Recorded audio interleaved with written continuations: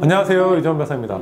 오늘은 여러분들과 성공적인 삶을 살아가는 방법에 대해서 알아보려고 합니다. 제가 법이라는 주제로 여러분들과 많은 얘기들을 해왔는데 동기부여도 해드릴 겸, 그리고 여러분이 어떻게 하면 법을 통해서 성공적인 삶을 살 수 있는지 알려드리겠습니다. 사회생활 하면서 제일 중요한 거는 법을 알고 당하지 말아야 한다는 것입니다. 예전에 드라마를 보게 되면 찢어지게 가난한 집인데 갑자기 아버지의 사업이 부도가 나서 더 어려워지고 빚쟁이에 시들리거나 이렇게 하면서 빚에 쫓겨서 도망 다니고 나중에 아버지가 갑자기 돌아가시면서 그 빚을 나한테 떠나라 이런 강요를 받고 깡패들이 나와서 집안도 부시고 돈 갚아라, 너 각서에 지장 찍어, 이런 식으로 뭔가 압박하는 그런 장면들이 좀 있었던 것 같거든요. 그러니까 아버지 빚을 자녀가 갚아라, 아버지가 죽어도 자녀인 네가 갚아야 된다, 이런 논리를 계속 내세우거든요. 실제로 제가 예전에 이런 드라마를 봤을 때는 불쌍하다, 안타깝다, 아버지 빚까지 떠안아야 되니 얼마나 힘들겠냐. 지금 그런 드라마들을 보면은 뭘 모르네, 이런 생각밖에 안 드는 거예요. 아버지가 돌아가셨는데 자녀가 그 빚을 상속받는다? 이건 있을 수 없는 일이거든요. 왜냐면은 제도적으로 상속 포기라든지 한정 승인이라든지 이런 제도를 통해서 법을 합법적으로 자녀가 떠안지 않게 하는 제도들이 있는데, 만약에 극 중에 주인공이 이런 제도만 알았다고 한다면 얼마든지 당차게 주장할 수 있지 않았겠는가, 그런 생각을 합니다. 결론적으로 여러분들께 말씀드리고 싶은 거는, 여러분들이 법을 잘 알아야, 법을 꼭 잘 모르더라도 어떤 내가 이슈가 생겼을 때는 법을 통해서 어떻게 해결을 할 수 있는지를 고민하셔야 여러분들이 성공적인 삶을 살 수 있다는 것을 강조드리고 싶습니다.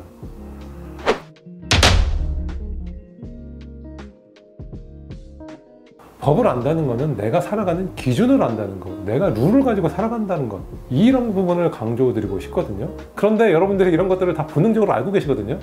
화나서 싸우다가 갑자기 야, 법대로 해! 이렇게 여러분들 얘기하시잖아요.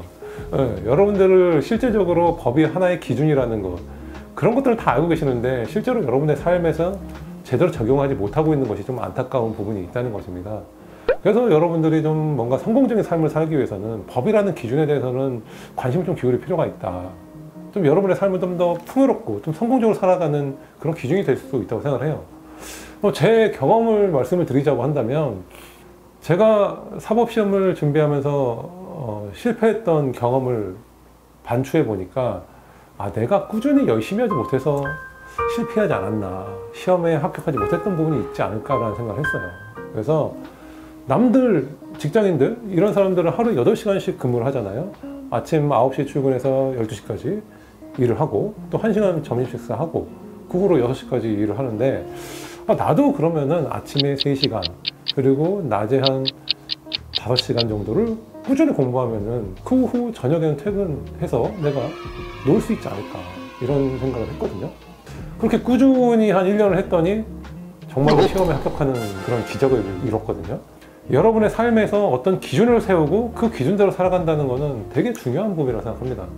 그런 기준이 삶의 매뉴얼이 되고 또 내가 삶에서 어떤 성취감을 느낄 수 있는 척도가 되기도 하거든요.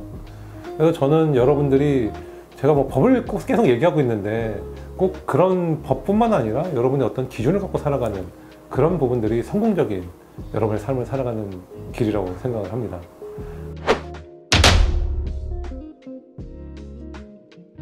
법이 최소한의 도덕이라는 말이 있거든요. 저도 학교 다닐 때 도덕 시간에 이런 얘기를 들었는데 이런 얘기를 들으면 이게 크게 와닿지가 않잖아요. 근데 제가 실제로 법률가로서 일을 해보니까 이게 법이라는 게 최소한의 윤리가 맞구나라는 게 새삼스럽게 깨닫게 되고 마음 깊이 이해가 됐거든요. 예를 들어서 여러분들 어렸을 때 이런 교육들 많이 받으시잖아요. 어머니가 너 남의 거 물건 훔치지 말아라, 너 거짓말하지 말아라, 이런 얘기들 많이 하시잖아요. 막상 법을 공부할 때 보니까 거짓말하지 말란 말이 법에도 다 녹아져 있어요. 쉽게 얘기해서 남 등쳐먹으면서 살지도 않는 것이고, 또 남의 물건 함부로 내가 탐욕스럽게 가져오려고 하는 그런 시도도 안 하게 되는 것이거든요. 꼭 이런 부분만 또 있는 것이 아니라 법에서는 사회적인 약자에 대한 배려, 이런 부분들도 상당히 많거든요. 예를 들어서 미성년자와 성년자가 계약을 했을 때는 미성년자가 그 계약을 취소할 수도 있거든요. 미성년자가 잘 몰라서 어떤 큰 계약을 자기도 모르게 체결할 수도 있는 거잖아요. 그런 경우에는 되돌릴 수 있도록 해준다는 거거든요. 그럼 어떤 사회적인 약자에 대한 그런 배려들, 이런 부분들이 다 법에 녹아져 있기 때문에 내가 법에 따라 산다는 거, 그리고 법에 따라서 행동한다는 거는 사회적인 약자에 대한 배려를 계속 해주고 있다는 그런 부분도 있는 겁니다.